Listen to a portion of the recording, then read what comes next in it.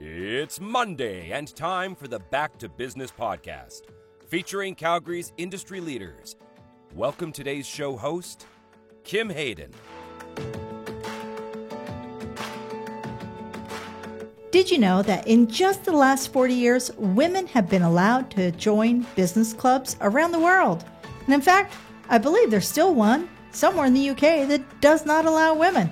So what makes our guests today, Milena and Desiree, think that today, right now, here in Calgary, we are the prime place for a women's business club, an actual physical space for all the women's business clubs and women's groups to be able to come together. They're in the studio today to share with their vision of Aspire Her. So stay tuned. But first, our land acknowledgement. In the spirit of reconciliation, we acknowledge that we live, work, and play on the traditional territories of the Blackfoot Confederacy, Siksika, Kainai, Piikani, the Tsuut'ina, the Eyahe Nakota Nations, the Métis Nation Region 3, and all people who make their homes in the Treaty 7 region of southern Alberta. Already, I'm super excited about today's conversation because both you ladies truly inspire me. Award-winning, true anchors of the community. And now you're here at the club and we can actually sit down and chat about where everything's going because there's new stuff coming up. So Milena, Desiree, welcome to the show. Thank you. Pleasure. All right. So I'm excited because I find that a lot of women have successes, but we don't speak to our successes. So I've only recently had the opportunity to meet you, Desiree, and yet you've been in Calgary's landscape for like forever and a day, and you've won all sorts of awards. Can you start us a little bit as to who you are and what some of those awards are? Because like some of them are pretty big awards that you've received, and one of them was just recently. Right. Thanks, Kim. Sure. I am a purpose-driven entrepreneur and a serial impact investor. And several awards have come my way. I think women often don't focus on the accolades and the awards. They're more interested in, getting things done and moving forward and being productive. And I'm excited to be on the show today. I would totally agree with that. I've been in Calgary working away. I've gotten lots of industry awards, but I've never stepped into like board positions. I've actually never put myself out there. And so I'm only now going, okay, maybe I can bring something to the table. What can I bring? And I think it's that women have that kind of, we're humble, or I don't know what it is. I think it's one of the reasons too why women sort of roll into their success later in life, right? Like there's all of the other things like family and some of those things that, you want to be at home, make sure your kids are good before you move on into your career path. But it's also the fact that we don't put ourselves out there on a pedestal. We're not looking for the accolades. We're not looking for board roles. Like we don't go out and push ourselves on other people. We wait till they approach us. And some of the board positions I've sat on, and I'm sure Milena's the same way, she would have got approached because somebody read her LinkedIn and went, wow, look at all of the skill set this individual has. And then they reach out to you, but we never go out there and get it ourselves. Yeah, and I am excited by the endeavor the two of you are on. Now, I've known Milena for quite some time because I've done a lot of events in Calgary and have kept coming up, Nexus this, Nexus that, Nexus this. And so I know her as the driving force behind Nexus exhibits. I didn't realize that it was a brand that you went out and you purchased, you invested in. Whereas I think a lot of women, we start and we build and we slowly pick at it for 20 years and it gets there. Whereas you went out and very strategically positioned yourself and purchased a known brand that is Canada-wide. So walk us through kind of your drive into that entrepreneurship, that business space, and how you've landed where you are. Sure, thanks. So with Nexus Exhibits, actually, I was a client of Nexus for about 20 years before I joined the firm. In my corporate world, I always had used Nexus for trade show exhibits. I really knew the company. I knew the service that they provided. And when I went on my own and I started my own consulting firm where I was offering marketing strategies and plans for small, medium-sized companies, I also used Nexus. And then that was my first venture on my own. It didn't do very well when I lost my first client, and I came up to issues getting financing because I had staff and I couldn't keep them on. And even though I was counted as a startup because I had my consulting firm for about 5 years and I had a bunch of consultants working for me, I couldn't get financing to help go and keep that company going. So I had to close it down. And then through a headhunter approached me and said Nexus Exhibits was looking for a second in command. The founder, Brian Nelson, had taken the company to where he could do it and couldn't take it anymore and didn't really want to. So he wanted someone to come in and run the business, and all he wanted to do was look after some of his accounts. That's it. So I joined the company in 2010, and after a year, I just fell in love with it. I loved everything about it because I was from the inside now, right? So I got to see the workings of how servicing all the client bases, and I loved it because it really went to what I believed in, wanting to help in small and medium-sized companies, which I was doing before, even though we had big corporations as well, and helping them with their ROI. So I gave him first right of refusal, and he said, sounds good, let's put the terms together, and then I acquired it in 2013. And then with my background, I knew that I could take this company and grow it into a full-service visual branding solutions company because I knew all the pain points that a marketing department in a corporation would have. Because I remember I used to have all of these 10 and dozens of staff that I had to manage. So I now expanded and started offering additional services through Nexus Exhibits, like interior decor, promotional products, event rental, etc., and grew it to where Nexus Exhibits is now. Promotional products is what gets me every single time. I am that girl. I'm like, ooh, I like swag. A lot of people like swag. I like swag. Yeah. I mean, I get tired of the same old, right? Yeah. But I love it when we see socks come on as swag. Like, seriously? This is so cool. I love socks. That's what we did at the Calgary Chamber of Commerce to get, everybody's attention was those, socks because everybody, it was, new. Everybody wanted them. Yeah. Nobody wants another water bottle. I'm sorry. No, that's true. Unless you're coming from an international show and you couldn't bring your water bottle with you, then I can use it, right? Yes. But the socks are very cool. I do love that. You both have touched on something that's very fascinating. I think this plagues a lot of female entrepreneurs who have great ideas, have great work ethics. However, financing is always a hurdle. As you mentioned, Desiree, often women have gaps or slower times within their career path because they have prioritized having children, which good on you if you've prioritized having children. This is awesome. As a mother of 3, somebody's got to have them. Somebody's got to repopulate. So I'm taken care of when I'm 80. I mean, we got to think long term here, folks. But the financing, having to shut down a business, this is something that's very significant. And the fact, though, that you got back up, a lot of people don't get back up. A lot of people that could really bring something to the business landscape, the small business, the entrepreneur landscape, just fold. Because there is a shame. There is an embarrassment. There is a fear when you go through that. Can you guys talk a little bit about how you have pushed through with financing from a female business perspective? And what are some of the things that have helped you leverage from where it's not a hobby or a solopreneur, but more into a business?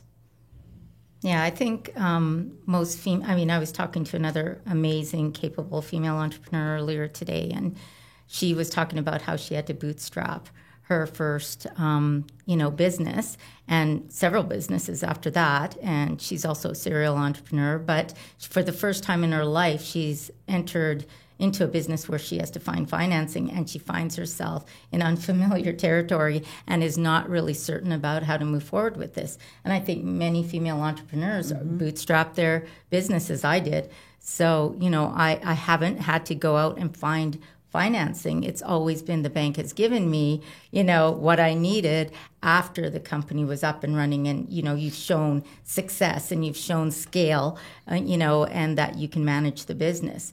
Whereas, I would love to learn how all of these male entrepreneurs walk into, a bank or wherever, or, to investors and do a pitch and, get financing right away. And I'm not saying it's, a male-female thing, but it would be interesting. I think it's that boldness, that confidence. It's that testosterone versus estrogen, that male energy versus the female energy, the conquer and kill versus the nurture and grow, right? And there is, you know what? Okay. And please do not send CPC any hate mail for me saying this. Send it all to me, because this is me. I'm not speaking on behalf of the CPC. I want to make this very clear. There is difference in energies. And I have watched my husband, with far less behind him, go out and get far more engagement. And I'm still here trudging along, learning all the technology, doing everything I can, because I feel that I need to bring more to the table. And what's interesting about that is if you really check the stats and the facts, in the last, 10, 15 years, female entrepreneurs have been far more successful than most male entrepreneurs. Like, the percentages and the numbers are out there. So isn't it interesting that we're still struggling to get, backers and investors and finance? When you went and purchased Nexus, what did that look like? Because I'm guessing it wasn't like, here, give me $50 and I'll sign it over, right? This is not a lemonade stand. This is a real, honest to God, going concern. How did you navigate that? But I think it's like Desiree had mentioned, Nexus Exhibits, when I joined, had been operating for many years. We're talking about decades of years. So it had history, it had assets, which was at the banks, they view it a lot different than from a startup. So when I was looking for financing, all I was looking for financing is to pay for staff, right? I was going out and doing all the BD. I was working out of my home office. So I think I'm just making the assumption. So when banks are looking for something tangible and assets, that if you fail, what can I take? Which I don't think is fair, because, I have spoken to other male counter entrepreneurs who are also in startup. Now, some do struggle, but I think it all comes down to what their pitch is, what they're trying to do. And as Desiree mentioned, it's also a confidence thing. Women, I always feel we don't take the risk. It took me years to get into that mindset, even on my corporate world, when say, I deserve it. I'm going to ask for it. I want that raise, or I want that promotion. And that's something I always speak to the mentees that I mentor, is that if there's something that you want, you set the goal and you get your sponsor within the organization, if it's in a career that you're moving up, and you get that sponsor to help you get to what you want, and you have to ask for it. If you think you've got 60% of what that role is, then you apply. Because, no offense, don't take this the wrong way, if a male thinks he has 40%, he's still going to apply for that. It's just, honestly, and I know it, I have a lot of male friends, and they're like, yeah, there was this position. I think I could do it. I kind of know how to do the job. I love how to say, I kind of know, where a woman's like, yep, I know it. I can do this by heartbeat. Oh, should I take the risk? I don't know. What if they say no? See, that's how women are thinking. Yeah, I completely agree. I saw Google a few months ago had an opening at $130K USD a year for an ideation expert. And I'm going, oh, I could do that. But I haven't worked for anybody since 1997. I don't even have a CV, a formal CV. And I'm going, I could do that, but I don't really have anything they could look at. Later, I'm going, are you kidding me? I have every real estate award out there in Canada. I have, I've been authored it 3 times. I'm thinking I got a few things, but I didn't go for it because I thought, well, would they even take me seriously? Like it's that fear of being shut down. But I do like how you mentioned the tangible thing. The banks go, what can I take back? In this world, the intangible is far more profitable. Oh, yeah, especially the tech sector. Exactly. Silicon Valley. You have an idea, and they'll put a valuation of $10 million for it. Yep. Right? It all depends on the industry that you're going in. Yeah. Isn't that interesting? Okay, so let's talk about where you're at today.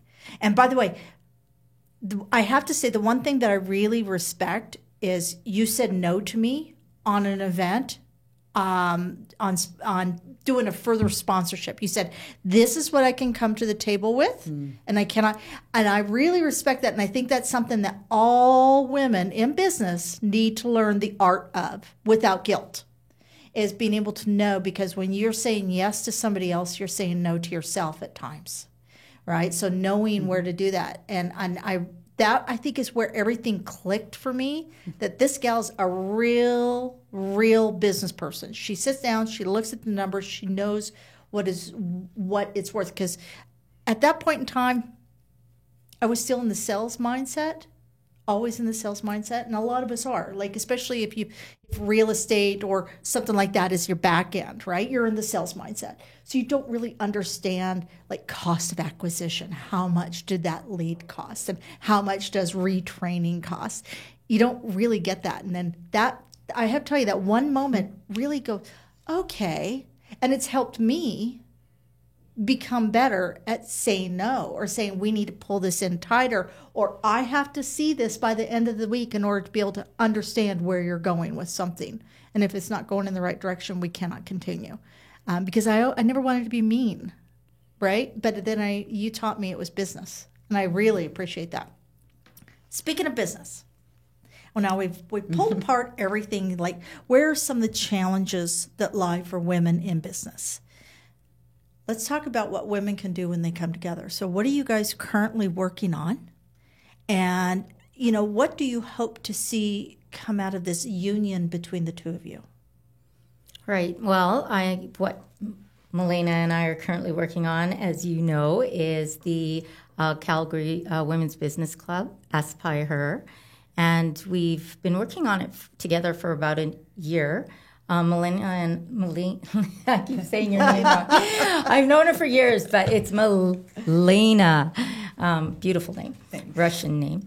And we've been working together for years around women's issues, events, those types of things. We both have our own personal sort of backgrounds with regards to how we're supporting women in business and women in other ways.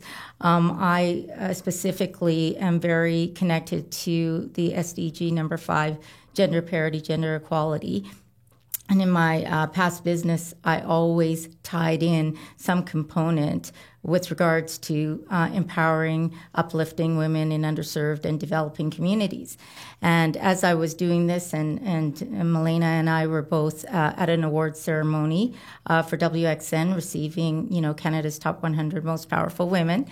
And we had started talking about, the different backgrounds we had. And then she had an event for her We Do summit in Toronto at the Verity Club there.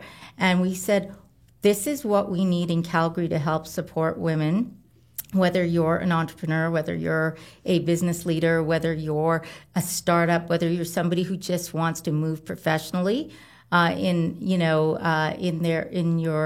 sector.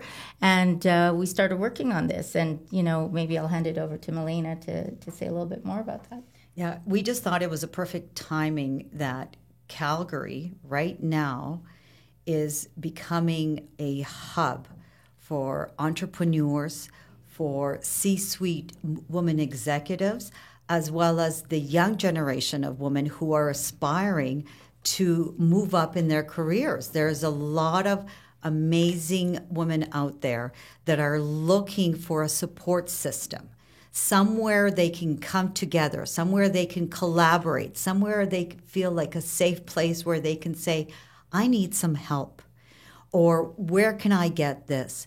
So I think this is the perfect time for Calgary and for the women communities to come together and really support each other. And they also need a place where it's for them. There are mounds of organizations here in Calgary who are virtuals. There's like Access Connect, AWE. There's other women organizations that want a place to call home. And I think this is where Desiree and I, with our backgrounds and all the different organizations that both of us have been involved with, we're seeing the pain points that they have, and now we want to solve that problem. And we want to have a place that meets that busy mom, working mom, that soulpreneur, a place where they can come in and go in and do a yoga class, get their hair blown out, and then go out to a meeting. Or come in and have a lunch and then stay and run into someone, say, hey, can I just ask you a few questions? I see that you're in this industry and I'm trying to get in the industry. Would you have 5 minutes to chat with me? A place of connection, or a place where other organizations can come and say, we're going to hold our event at Ask by Her. Or a woman who's working virtually and has a team that's all virtually to say, you know what? I'm going to have a place that I'm just going to come in, and I've got a really important client coming in, so I'm going to rent the boardroom. Or I'm going to have a workspace for a month that I can come to. It's for those busy working ladies, a place for them to come together as a community. So a physical space. Yes. It's a physical space, and that's the unique differentiator. If you're looking for why, it's because, women, when you put women in a room, it's magic. It's truly magic when a group of women get together. So there's opportunity there that can't be found anywhere else right now with virtual, these virtual organizations. Although, you go to an event, but you're there for the event, and then you got to run home to do this, or you have another appointment. You don't have time to really spend with the other women in the room. Maybe a quick chat, or let's get together for coffee, and it never happens, or whatever, right? So this is really special because it is a space and a place for women by women. And we're very excited because we also are going to do things like develop workshops, have, educational sessions, have scrum sessions, do things that are interesting and different that you can't get anywhere else with these groups of women. There's going to be a mentorship platform. There's going to be a hub where if you, with a directory and you're looking for another woman to partner with on something, or you need a specific service or product, you can go to one of the members and, help them with their business by, purchasing from them. So it's truly going to be unique and different. I love how you keep, and the word I keep hearing from both of you is partnership. And I believe in any industry, collaboration is going to be the key to success moving forward, because there's major engines out there that are dominating so much of our workspaces and places, right? So, this is so random, folks, work with me on this, but like Google Podcasts is now YouTube Podcasts. So bringing it all together, right? It's all the same thing. So when we say YouTube is the second largest search engine, the reality is it's part of Google. So it's the only search engine, folks. So the bringing those collaborations together creates strength and being able to ask questions. So when you know that you're running short on something, so that way you can actually seek and find the person that can help you get through the goal, to the end line, into the finish line. So when we're talking finish line, we're now moving into real estate. And that's moving into owning a building, owning the land, or leasing, anything along those lines, actually creating a tangible. This is that bank. What do you got to give me back if you don't show up with the payment? What's the biggest hurdles that you see in that? Well, exactly what you're saying. Yeah. Trying to get financing to move forward to get an actual place. And that's all it is. I think the rest of it is just coming together really well. And, we've been so fortunate that Tony Murray here at the CPC has offered space for us to get going and get rolling. So, we're very grateful for that and appreciative of that, because it is going to be the networking and the coming together of these women in the original, few sessions here that's going to start the ball moving with regards to maybe even finding a space. It's connecting and connections that are going to help us. So you're able to preemptively start putting the feel together, start creating the energy, I guess that's what it is, right? By leveraging an existing club that sees the benefit in partnering with a future club. Correct. So let's talk about the history of clubs real quick. I found that cool video on the history of business clubs globally. And I mean, up until 40 years ago, not even 40 years ago, it's like 38 years ago, women weren't even being admitted into these clubs. And there are actually still, look it up, folks, I'm not pulling your leg on this one. There is still a business club, a men's business club in England that women, even if they're service providers, are not allowed in. And oh yeah, today, I'm like going, shame on you. I hope all those men have daughters.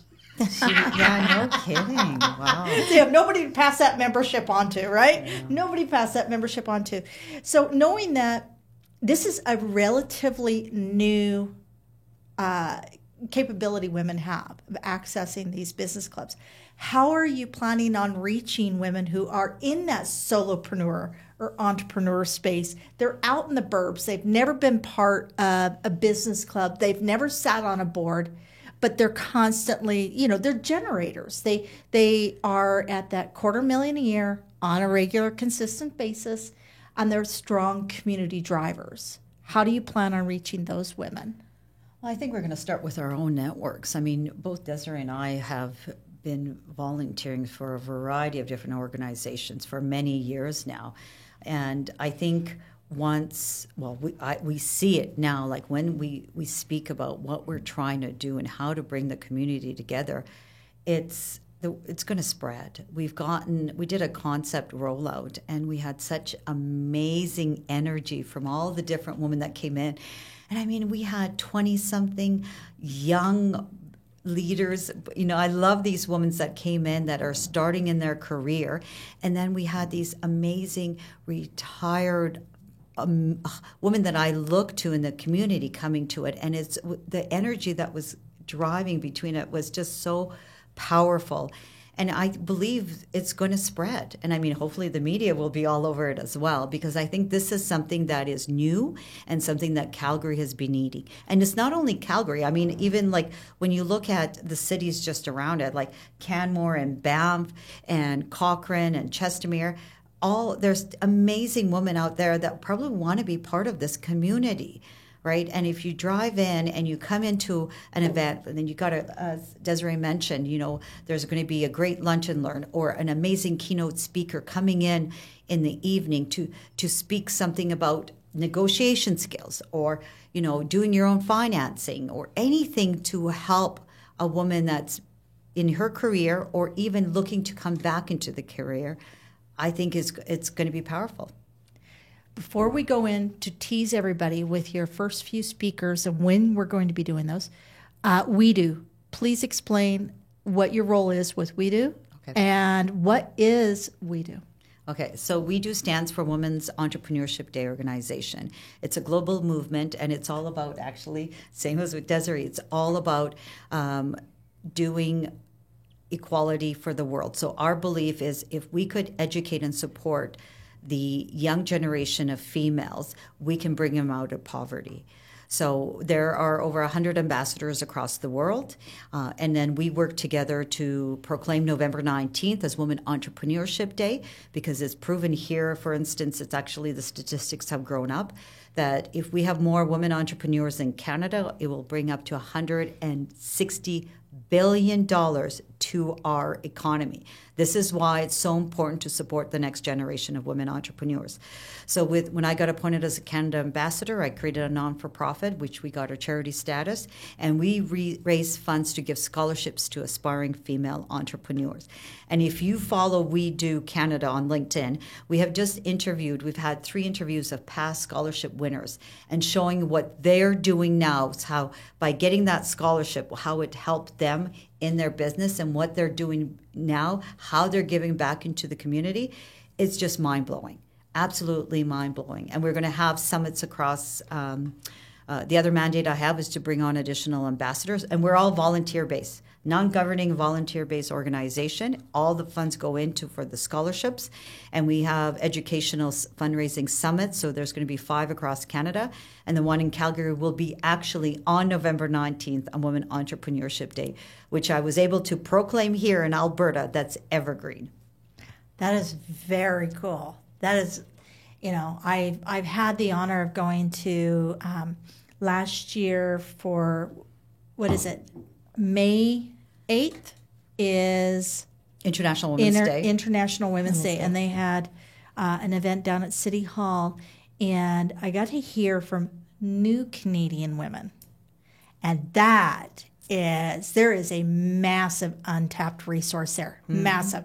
These women are brilliant and hardworking, and all they were looking for was an opportunity for a welcoming climate that would not stop them from work, but to encourage them to create. So I think we're on the right track. Desiree, you also have done a ton of work in volunteerism, and can you give us what organizations are you right now supporting? Because I know you guys are taking this on, but you're like me. You still got littles at home, but our kids are fairly self-sufficient. So as you mentioned earlier, it's time for us to dive in and make the next decade really hit home. So tell us a little bit about what you're working on aside from Aspire. Right. Well, I'm just serving my past chair year as the Calgary Chamber of Commerce chair. So in the past chair seat. And so, of course, always supporting our businesses here in Calgary, no matter the size, small, medium, large, and startups. And then I also sit on the UNGC, United Nations Global Compact Canada Network Canada board. And I am the chair of the programming committee there, which is focusing on, the SDGs right now, the Sustainable Development Goals, all 17 of them. But we're, really pushing forward faster, which is, gender equality, water, climate, finance, and equal wage. So, we feel that if you focus on those 5 main SDGs, all of the rest of them sort of fall under those buckets. And I am as well the chair of the YPO Sustainable Business Network. So I will be going to India actually for our leadership events, meetings in September here as well, the Global Impact Summit. And I'll be organizing with a team there for the Global Impact Summit in Vietnam in 2025. So working on that, but my heart still lies with my program Hero Girls, where we're educating, giving scholarships and women's microloans to groups of females in the most caste systems in the world. So keeping them out of the farm, keeping them out of being sold to farmers for labor and other things, and getting them through the actual education system so that they can grow up and have an opportunity to, control their own lives and have a career and contribute back to their communities. Wow. All I can say is we are very, very, very lucky to have both you women in this city, because I just think there's nothing the two of you combined can do. I want to bring this around to one final thing. You've touched on this quite a bit, but we know that women don't sing their own praises very often, right? We play small, we stay small. Let's talk networking. How do you step into, if you're looking at your dollars and cents, you see these people over here and they're doing $500,000, $1 million, $2 million, $5 million, whatever it is. And this person here is just starting out, or they've come through a tough divorce, or they've lost a business. What would be your advice to that person walking into a room to start networking and make those connections? What would be something you'd say to encourage them? I always say this: it's very important to be part of an organization, and depending if you're just starting up or you've been in for a long time. At the startup, I have some mentees who are just graduates and they're trying to get into workforce. And the first thing I say to them: find the industry that you're passionate about, that you really resonates, and volunteer for that organization. That's all you have to do. Is you're going to volunteer because you don't have the funds to be a member at the time. And this is on the student side. And I said, you can volunteer, and that's a great opportunity for you to learn from people in the organization, and then you can attend those networking events for free. And then just start meeting people and offering to buy them a coffee and pick their brains. There's so much knowledge out there of just sitting down and having... I remember when I was first starting off, like when I went on the mid side, when I was in middle management, somebody says, can I just sit down and coffee? I just want to ask you a few questions. I was like, really? Me? You want to ask me some questions? And now it's such an honor that when somebody asks for my time, I'm like, I can't say no, because I know what it was like when somebody did it for me.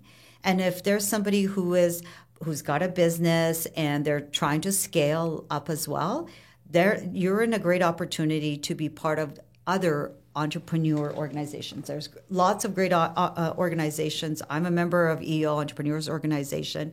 Desiree is part of YPO Young's President's Organizations. There's WPO Women's President's Organization.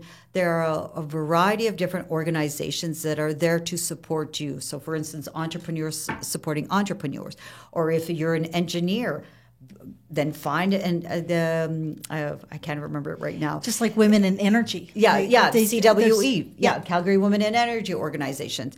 There are so many different organizations out there, and you can just attend an event, buy a ticket, see what it's like, and if it's part of it, if it's something that resonates with you, then become a member. That's all you have to do. But you have to put yourself out there. What do you got, Desiree? I would just add to Milena's comments that when you walk into a room and you see all of these incredible people who are so successful and so powerful, the one thing you have to remember is they all started where you started, and they've all had the same challenges, barriers, issues, problems, failures. And they didn't become successful, super successful, because nobody does without failing. Mm-hmm. So they know what you're going through. They know how hard it is. So don't be afraid to approach them, and do exactly as Milena said. Just walk up to them and say, hey, you're very inspiring to me. Do you have 10 minutes to have a conversation, or can I take you out for coffee? You will be surprised how many people are, like Milena, honored that you even thought to ask them. So don't be shy. They've all been there. They are just people like you. Go for it, is what I say. Amazing insight, advice, and I can't wait to check out Aspire actual physical location when that comes to be. Tell us, who is the first few speakers, and when are you doing your events? Well, as we mentioned, we are very gracious that the Calgary Petroleum Club is allowing to have our events here until we get our space. And our first event will be on October 21st, Monday, and it'll be the third Monday of every month, except if there's a holiday, it'll move to Tuesday. And we have the fabulous Karina Birch of Rocky Mountain Soap Company will be our first feature speaker. So check out askbyher.ca. It'll be coming out shortly, probably this week. And you can get your ticket for our first event then. And then our second speaker is Holly Singer. And that's so exciting. Milk Jar, love all the candles and other things that she provides us. So she's dynamic, and it's, again, we're grateful that the speakers have all volunteered to do these events for us. We also have Dr. Chica Daniels, so wow, very powerful. That's going to be an exciting one. And after that, Kelsey Hahn, who's, a super tech guru here in Calgary, an entrepreneur, and has an incredible story to share as well. So those are our first few speakers. I mean, it's going to be incredible. You know what? As I mentioned, as I said earlier, we are so grateful that you are both here in Calgary and that you're going to give us a bit of a oomph. Calgary is a world-class city. It's just been waiting to realize it is. And we're there now, folks. We are there. And because of you ladies, we've got one more gem in our hat. Thank you. Thank you. Yeah, thanks for having us. Thank you for joining us today on the Back to Business podcast. Be sure to visit calpeteclub.com, CalPeteclub.com, to find out more about upcoming events, networking opportunities, and membership. If you are not already a valued member at the CPC, where we are proudly connecting and supporting Calgary's business leaders.